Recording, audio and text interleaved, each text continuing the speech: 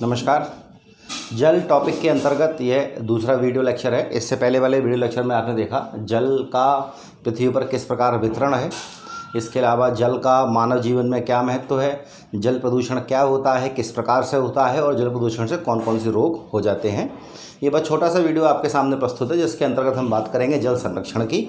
और जल संरक्षण के अंतर्गत हम दो संस्थाओं की बात करेंगे जो भारत में जल संरक्षण के लिए बहुत इंपॉर्टेंट है। हालांकि जल संरक्षण का टॉपिक अपने आप में बहुत बड़ा टॉपिक है, लेकिन सीटेट ईवीएस के सेक्शन के हिसाब से ये बहुत छोटा सा रहने वाला है, क्योंकि ईवीएस जो सीटेट का ईवीएस सेक्शन है उसमें ज़्यादा गहराई से प्रश्न नहीं पूछे जाते हैं, इसलिए मैंने यहाँ बहुत कम जितना आवश्यक है उतना ही कवर किया है। आप बोर्ड के दूसरी ओर देख रहे हैं एक टॉपिक और लिखा हुआ है ऊष्मा अर्थात हीट। ये अगला टॉपिक है, तो इस टॉपिक को अगले वीडियो में कवर करूँगा। यहाँ सिर्फ जल की बात होगी, तो आप चाहें तो उसका स्क्रीनशॉट ले लें, देखिएगा बहुत छोटा सा टॉपिक है। बात करते हैं। तो इससे पहले मैंने आपसे कहा था कि पूरी दुनिया में जितना पानी है, पहली बात तो मैंने आपसे कहा था कि पूरी पृथ्वी के 2/3 भाग पर पानी है और 1/3 भाग पर स्थल है। यहाँ जल है 2/3 भाग पर और 1/3 भाग पर स्थल है। अगर मैंने आपसे पानी के वितरण की बात की तो बताया कि अगर पूरी दुनिया में 100% वाटर है तो 100% में 97% पानी जो है वो कैसा है, खारा है, पीने योग्य नहीं है, और 3% पानी आपका मीठा है अर्थात पीने योग्य है। लेकिन अगर इस 3% की बात करें, ये 3% को अगर मैं 2+1 कर दूं, 2% और 1% कर दूं, तो ये 2% जो पानी है वो ग्लेशियर में है। वो किस में है? ग्लेशियर इत्यादि में है, या यूँ कहें आप देखेंगे ध्रुवों इत्यादि पर जमी हुई बर्फ़ के रूप में है। तो 2% पानी उपयोगी नहीं है, केवल 1% पानी, यानी कि टोटल 100 में से 97% तो खारा है, 3% मीठा है। लेकिन इस 3% में भी 2+1 अगर करते हैं तो 2% ग्लेशियर और ध्रुवों पर बर्फ़ इत्यादि के रूप में है, जो कि अनुपयोगी है। केवल 1% पानी हमारे लिए उपयोगी है, जिसमें भूमिगत जल आ जाएगा, नदियों का जल आ जाएगा, इसके अलावा छोटी मोटी झीलें जो मीठे पानी उनका जल आ जाएगा। यानी कि पूरा जितना भी पानी पृथ्वी पर है उसमें से केवल 1% हमारे उपयोग में है, और उसके बावजूद भी हम पानी को इस कदर बर्बाद करते हैं कि 1% भी धीरे धीरे कम होता जा रहा है। इसलिए दुनिया भर में पानी की समस्या है और आने वाले समय में यह समस्या बहुत विकराल होगी। इसलिए हमें समय रहते ही ऐसे उपायों को अपनाना होगा जो हमारे जल का संरक्षण करें, वाटर कंजर्वेशन करें, जिससे कि आने वाली पीढ़ियों के लिए जल की कमी न होने पाए। तो देखिएगा, असमान वितरण के कारण केवल 1% भाग ही हमारे लिए उपयोगी है। हालांकि पूरी दुनिया में 2/3 भाग में पानी है, इतना ज़्यादा पानी है, उसके बावजूद भी पानी की कमी क्यों है? तो इसलिए है कि टोटल पानी का 97% पीने योग्य नहीं है, 3% पीने योग्य है। लेकिन उस 3% में भी 2+1 अगर करें, 2% पानी मीठा होने के बावजूद भी ऐसे स्थानों पर है जहाँ से हम ला नहीं सकते, केवल 1% पानी पीने योग्य है। इसीलिए चूंकि 1% जल ही हमारे लिए उपयोगी है, इसीलिए जल संरक्षण अत्यंत आवश्यक है, वाटर कंजर्वेशन बहुत आवश्यक है। इसके अलावा देखेंगे सबसे इम्पोर्टेंट है वर्षा जल संरक्षण। बारिश में जब पानी बरसता है तो नॉर्मली क्या होता है, हमारी छतों, दीवारों इत्यादि पे पानी बह के सब नाली में चला जाता है, उसके बाद वो नदी नालों के माध्यम से वापस समुद्र में पहुंच जाता है। अगर हम किसी तरह से वर्षा के द्वारा जो जल की प्राप्ति होती है उसको हम पूरी तरह से स्टोर कर लें तो आने वाले लंबे समय तक हमारे यहाँ पानी की समस्या नहीं होगी। इसलिए रेन वाटर हार्वेस्टिंग एक प्रोग्राम होता है। चूँकि यहाँ सीटेट के ईवीएस सेक्शन में विषय नहीं है, तो मैं थोड़ा सा आपको बताऊँगा, हल्का सा आपको इसका आइडिया देता हूँ। देखिएगा, कुछ राज्यों में रेन वाटर हार्वेस्टिंग अनिवार्य कर दिया गया है। उसमें आपको करना क्या है कि जब भी आप नया मकान बनाएंगे तो नए मकान का नक्शा आपको पास कराना होगा किसी भी संबंधित अथॉरिटी से, नगर पालिका, नगर पंचायत या जो भी अथॉरिटी सरकार ने वहाँ बना रखी हो।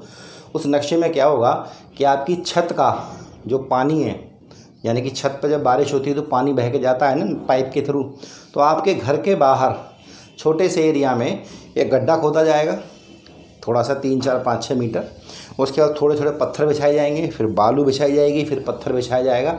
इस तरह से कई लेयर के बाद एक पक्का टैंक बना दिया जाएगा। और जब आपका छत बनकर तैयार हो जाएगा, छत से जो पाइप आ रहा है पानी का, उस पानी के पाइप का कनेक्शन उस छोटी सी जो टंकी हमने बनाई है, एक पक्का टैंक जो बनाया है, जिसके अंदर गहराई में छोटे छोटे पत्थर, बालू, बजरी इत्यादि की लेयर है। तो जब भी बारिश होगी तो आपके बारिश का पानी उस गड्ढे में चला जाएगा और धीरे धीरे वो पानी कहाँ चला जाएगा, ज़मीन के अंदर चला जाएगा। इससे क्या होगा कि वर्षा का पानी एक्स्ट्रा वेस्ट नहीं होगा और आपके आसपास मान लीजिए किसी कॉलोनी में अगर 100 घर हैं और सभी घरों में वाटर हार्वेस्टिंग हो रखी है, रेन वाटर हार्वेस्टिंग।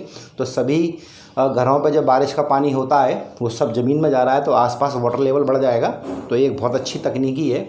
इसके अलावा कई राज्यों में सरकारें पुराने कुओं को खुदवा रही हैं मनरेगा के तहत। मनरेगा तो आप जानते ही हैं, Mahatma Gandhi national rural employment guarantee act. तो मनरेगा के अंतर्गत लोगों से पुराने तालाब, पुराने कुएँ इत्यादि खुदवाए जा रहे हैं, क्योंकि सभी जानते हैं आने वाले समय में पानी पीने की समस्या होने वाली है। तो आप समझ गए होंगे वर्षा जल का संरक्षण बहुत महत्वपूर्ण है। और वर्षा जल का संरक्षण एक तो इस माध्यम से रेन वाटर हार्वेस्टिंग के माध्यम से, इसके अलावा अगर आपके आसपास तालाब, कुएँ इत्यादि इनको पुनर्जीवित करके भी किया जा सकता है। 22 मार्च का दिन बहुत आवश्यक है। 22 मार्च को विश्व जल दिवस के रूप में मनाया जाता है। ये आपको याद होना चाहिए, कई बार सीटेट की परीक्षा में पूछा गया है।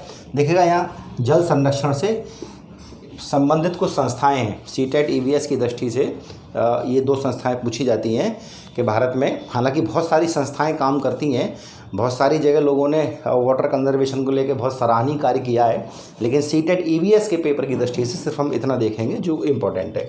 तो जल संरक्षण से संबंधित कुछ संस्थाएं, कुछ ऑर्गेनाइजेशन है, जिसमें पहली है तरुण भारत संघ और दूसरी है भीम संघ। तरुण भारत संघ कहाँ पे? राजस्थान में है। तरुण भारत संघ एक संस्था है जो राजस्थान में है। ये एक व्यक्ति हैं भारत में, राजेंद्र सिंह इसी संस्था से जुड़े हुए हैं। हालांकि ये संस्था तो बहुत पुरानी है, राजेंद्र सिंह बाद में जुड़े हैं और इस समय यही इस संस्था को चलाते हैं। राजेंद्र सिंह को जल पुरुष की संज्ञा दी जाती है, भारत का जल पुरुष कहा जाता है, आपको ये याद रखना है। और जल पुरुष राजेंद्र सिंह इसी संस्था से जुड़े हुए हैं। राजेंद्र सिंह जल पुरुष कहा जाता है, आपको याद रखना है। तरुण भारत संघ राजस्थान की संस्था है। राजेंद्र सिंह को 2 पुरस्कार मिले हैं, बहुत इंपॉर्टेंट है। हालांकि बहुत सारे पुरस्कार उन्हें मिले हैं, कुछ समय पहले वो अलीगढ़ में भी आए थे।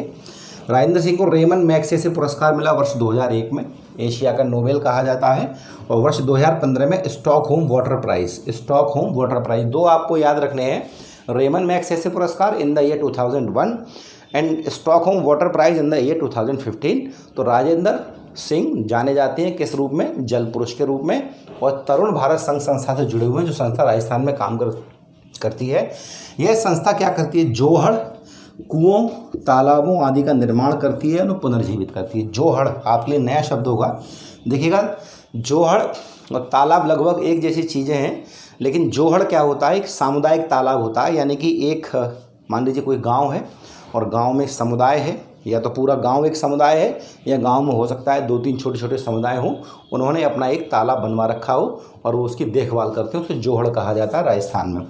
तो यह संस्था क्या करती है? तरुण भारत संघ जोहड़, कुओं और तालाबों आदि का निर्माण करती है, यानी कि नए जोहड़ बनवाती है, कुएं खुदवाती है, तालाब, या कोई पुराना जोहड़, कुआ, तालाब है तो उसको क्या करती है? पुनर्जीवित करती है। मान लीजिए कोई पुराना कुआ है और वो सूख गया है तो उसको खुदाई करके दोबारा से उसमें वाटर रिचार्ज की प्रोसेस को शुरू करती है। और इस संस्था ने बहुत ही अतुलनीय कार्य किया है। राजस्थान के कई गाँव में पानी अच्छे तरीके से उपलब्ध करा दिया गया है।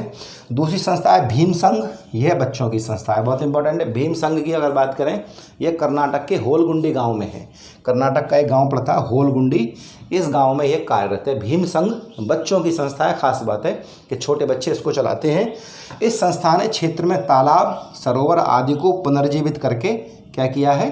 पुनर्जीवित करके पानी की समस्या दूर की है। तो याद रखिएगा, 2 संस्थाएं आपके लिए बहुत इंपॉर्टेंट है। तरुण संघ राजस्थान से है, जल पुरुष राजेंद्र सिंह इससे जुड़े हुए हैं। इसके अलावा राजेंद्र सिंह को 2 पुरस्कार मैंने आपको बता दिए, Ramon Magsaysay in the year 2001 and Stockholm water prize in the year 2015। और दूसरी संस्था आपकी है भीम संघ, जो जुड़ी हुई है बच्चों से, यानी बच्चों की संस्था है।